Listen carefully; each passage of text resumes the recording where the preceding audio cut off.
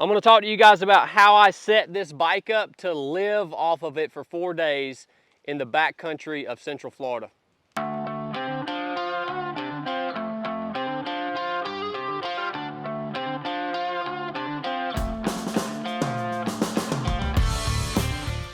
Some of you guys might have heard I just spent 4 days living in the wilderness of Florida, Central Florida, on this bicycle right here during an event called the Huracan 300, which is not really a 300-mile bike ride, it's a 364-mile bike ride.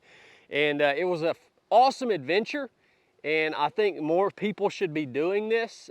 Running long distances is definitely a little harder on your body than covering distance on a bike. So this is something that I feel like a lot of you guys that watch should actually consider doing, some sort of long bikepacking trip like this. If you're looking for a new adventure, something to challenge you, and it is super difficult, it just doesn't beat you up in the same way that running does. So there's not a lot of information out here on these bikepacking rigs, what to wear, how to set things up, how do you get everything that you need to survive for 4 or 5, 6 days, really as long as you want to be out there on a bicycle. And so that's why I'm doing this video. I am by no means an expert on this. This last event, this was my first bikepacking event, so I learned a lot of things. I'm going to go through the bike, talk to you guys about what worked, what didn't work, how we have things set up. So first thing we're going to talk about is just the outerwear, what I was wearing during the ride. I had this set of bibs right here on. These are adventure bibs by a company called Black Bib Company. And I know these aren't black because I wanted the green ones instead of the black ones, but they worked really well. Pockets in the side and in the back. They held up nicely. Didn't get to stinking too bad. They dried out quickly, shed water because we were crossing rivers and multiple waterways. So that's what I was wearing primarily while I was riding the bike. For my top, I actually had this barbell apparel shirt on, and I wanted to test this shirt because barbell, this is like their lightweight athletic style shirt, and I wanted to test this multiple days and just see how it held up. Did it get really stinky? How did it dry after it got wet? Did it keep me cool? And it did all of that. So I wore this thing for 4 days straight, and that's out in sweating in the hot sun, in the cold, getting wet, drying, the whole 9 yards, and it really performed extremely well. So this was my primary top or my base layer next to my skin. It's still, I could wear this today. It's amazing how it didn't get absolutely rank after 4 days of riding.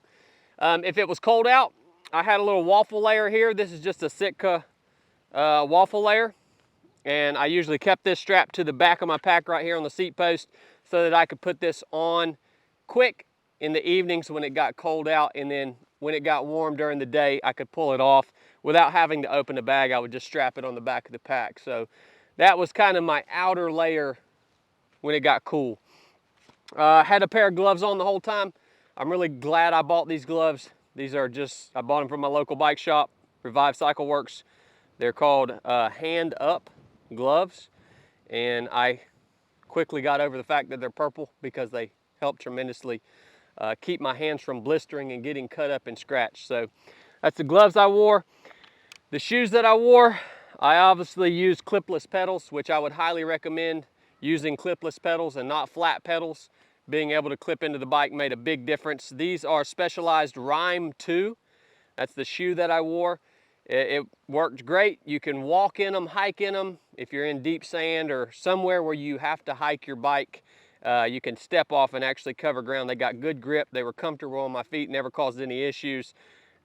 Unless my feet started to swell, they would get a little tight, and I would just loosen the laces, and they were good to go. So super good shoe. They dried out quick too. Feet did get a little cold wearing these at some points, but at night, and it was probably in the 40s, I should have had a little thicker sock. I was wearing exoskin socks, so a really thin sock. On my back, I had this Hyperlight pack right here.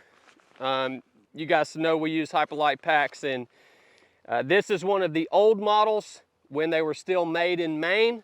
It's a 55-liter pack, but it's a roll top, so I can roll it down. I don't have to fill it up. This is a good one. The American-made models, if you can get your hands on one, are good to go. The newer Hyperlite packs, since they've moved their manufacturing to Mexico, are not near as durable. The stitching we've had problem with stitching coming loose, and just don't think the quality is what it used to be. I bought this pack years ago. So I had this on my back. In the very outside of the pack, I had a Dyneema rain jacket. I used this, it didn't rain, but I used this at night as a windbreaker. This is made by TimberMade. It's super lightweight, impermeable, and the wind won't penetrate it. I had an extra pair of socks. I kept them in the outside of the pack because when the socks would get wet, I'd throw them in here to dry, put the dry socks on, so I had 2 pairs of socks. Inside the pack, you want to keep this pack really light because the heavier this pack is, the more your butt starts hurting when you sit on this seat, all right? So in the pack, I had a pair of flip-flops for deep river crossings, and then I had a Dyneema pod with a Thermarest ground pad and a pillow, Big Agnes pillow. And that's all I had in the pack. You have to keep that thing super light, all right? So now let's start talking about the bike and go through it and how I set it up. The bike platform is a specialized fuse, is what the model of the bike is. It worked great. It's a hardtail with a suspension on the front, and it held up really well. I don't know a lot about components and stuff because I'm not a bicyclist. We'll go front to back on the bike, how I had it set up. I had these frame bags right here. I thought that these were going to be useless, but I actually ended up using them a ton. I say frame bags, these are fork bags made by Oveja Negra. I don't know why they called their company that, but they actually turned out to be really nice. You can get a Nalgene bottle in these. I actually just use them for a little knick-knack stuff. Let's see, I don't even remember what all's in here. I haven't touched this bike since I finished. There's an old rotten banana, a pair of sunglasses. Oh, that's all I had in that one. I think I had 3 or 4 bananas in there at one point. Let's see what's in this other one. All right. Got a Powerade bottle. So about the same size as a Nalgene bottle. Wet wipes and a trowel. And a very minimal med kit with a couple Band-Aids and some Neosporin and stuff. All right, so that's what I had in these front pouches right here. Moving up, this fork bag right here that sits on the front, I kept my power bank right here because I was navigating off my cell phone. This is a solar power bank. It's a 3600 mAh, so it'll recharge your phone multiple times. This worked really well. I put it in a mag pouch on the front of this Molly here because I could put my charger in this and run it straight to my phone where it was mounted on my handlebars, which we'll talk about here in just a little bit. Other things I had on the front, a little small Spyderco knife, super lightweight. I just clipped it right into the Molly. Rolled up underneath here is a tarp. I would not ever bring a tarp again on a trip like I just did. It didn't work out well. It's too bulky. The last thing that you want to do when you get off of a 120-mile, day of riding is set a dang tarp up. So next time I'll be running a bivy sack. All right. Above that, I had my extra clothes. And I had my extra clothing stuffed in this Dyneema bag. Very minimal clothes on this trip, man. So in my extra clothes bag, I had Outdoor Research puff jacket. I had a pair of base layer bottoms that I would put on when I got to camp and I wanted to get out of my bibs. I would throw these base layer bottoms on. And I had another mid layer. I probably wouldn't bring this again. I would only have that waffle layer from Sitka or this little Polar Tech from TimberMade. So you only need 1 mid layer. I had 2, that was a little overkill. Inside this little lunchbox right here, really all I had a pistol in here, Springfield Hellcat, a little notepad pen, and Have my phone charging cord in there, power block, and I also had an extra headlamp on there in here, which I ended up taking out and mounting to my cell phone thing right here with some duct tape. The reason why I had to do that, so we'll move back to the handlebars, I had a handlebar mounted light that's USB rechargeable. The battery died. I bought this the day before I left to go on the race. This thing was junk. I don't even know how to pronounce what it's called, but it was just at the bike shop. I bought it. It lasted about 3 hours and died. I didn't want to pull power from my power bank to recharge this light. Obviously my headlamp I can put spare AA batteries in. So I just simply taped that thing to the front of my phone mount and it worked good, but I don't recommend that. Before I do another bike race, I'm gonna have a good solid setup for my light. So that's something that I'm gonna change. I also had a headlamp mounted to my helmet. I think it was a black diamond icon, and that didn't work well. It wasn't bright enough. It was like a 500 lumen light, but it wasn't enough to light really technical single track trail so that I could navigate and see where I'm going. So I'll have a solid handlebar mounted light next time I do this. Cell phone mount, I just ordered this thing off of Amazon. It's made by Mob Armor is what it says. Clips right to the handlebar. This was a really solid mount. Never had problems with my cell phone bouncing around. Again, I was navigating off the GPS on my cell phone. So this is where all my navigation took place. It held up very well. I will keep this piece of gear, okay? GoPro mount was the only other thing on the handlebar. So handlebars are really busy. Speaking of the handlebars, I'm getting different handlebars. I only have one grip position with these and my hands were wrecked. So I've ordered new handlebars and I'll put them on when they get here. So I've got to have something with that long of a ride that has different grip positions. These just didn't work well. I still have numbness in my hands for gripping that single position the whole time. This pouch right here, I simply had food, all kinds of food in here. This was really nice. I kept snacks in here. Another thing that I would do if I wanted to eat a big meal like a lunch or something, a dehydrated meal, I would stop, boil water, put it into the dehydrated meal or the bag, and while the meal rehydrated, I would stick it in here, and then once it was ready to eat, I would open the top of the dehydrated meal and I could eat right there while I was riding the bike, okay? So this was a nice setup right here to be able to keep snacks in, put food in, and eat while you ride. This pouch, same thing, just snacks. Just had snacks and food in there. That's all I used it for. We'll come around here and look at the frame bag real quick. So the frame bag, I used one side for water. I used this side. We'll see what's in here. Sunscreen. Yeah, I started getting really burnt. I found a gas station. This bottle of sunscreen cost me $18. I would not bring this big a bottle of sunscreen with me, obviously, next time.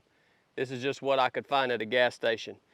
A pack of Levi Garrett chewing tobacco for when the night got really, really hard, really nasty. It's good to have a little chewing tobacco to keep you up, all right? Here's this black diamond icon that I had mounted to my helmet. I cut it off and threw it in here and used it around camp because it wasn't working on my helmet. I had a soft bottle with some hydration powder in it, some Hoist hydration powder. Had a beanie. Had this little Dyneema dry sack right here. It had my Garmin inReach, an emergency bivy, extra batteries, a tourniquet, and some ibuprofen and an EpiPen. So this is like a little emergency kit right here. Got my other power bank. This one right here is 1500 mAh or however they measure it. So this was my other power bank. I had a tire pump,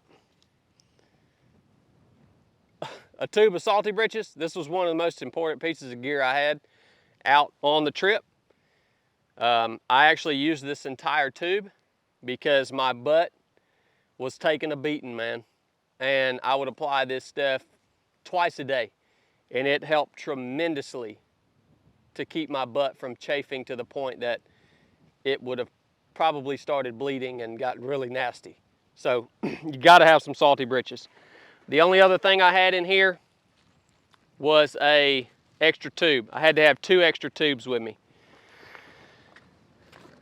Everything's blowing around, the daggone wind started. In the other side of this frame bag, all that's in there is a 2-liter bladder and a water filter. I will not run a bladder again.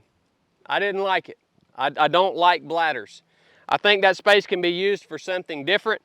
Next time I'll probably run Nalgene bottles in the front, and I'll have a bar bag with a water bottle right here at the bar, handlebars. I will not run a bladder next time. Didn't like that. All right, last part of the bike, moving back to this seat post bag. This is a bedrock bag. Worked really nicely. It didn't sway around, bounce around. This is my food bag. It's just a little 10-liter dry bag, and I had all my food in here. Dehydrated meals, snacks, whatever I wanted to eat. This is where I kept it. I have my JetBoil stove. And I have my sleeping bag to complete my sleep system. So that's how I packed my bike out, guys. That's everything I brought with me. That's everything I needed to be out in the backcountry for 4 days on this rig, covering a lot of ground, 364 miles. The only thing we didn't talk about is this repair kit right here, strapped to the bottom of the frame. It all stayed in place. In here I've got my second tube. I've got the little tools to change the tire out. I've got a multi-tool and a CO2 kit to air the tire tube back up if I didn't want to use my hand pump or it broke. And then I had a couple of zip ties stuck down in there. So that's where I kept all of my repair tools right there, tire repair and bike repair, which we didn't have any issues with the bikes while we were out on the ride. So hopefully that gives you guys a little idea of how you could potentially set a bike up. There's endless options. Obviously, there's so many options that it's overwhelming if you actually think about doing something like this. So this worked for me for the most part. Again, the big changes, I wouldn't run a tarp, I'd run a bivy sack. Got to have a much better lighting system, and I won't run a bladder. I'll actually be running bottles next time I do this. And those are pretty much the only things that I would change once I get my new handlebars mounted, so I have some different hand positions. So go out, have a freaking adventure on a bicycle. You no longer have an excuse if you don't like to run. This event that we did was hard, really hard. So yeah, go enjoy it. I promise you, you won't regret it. Enough said.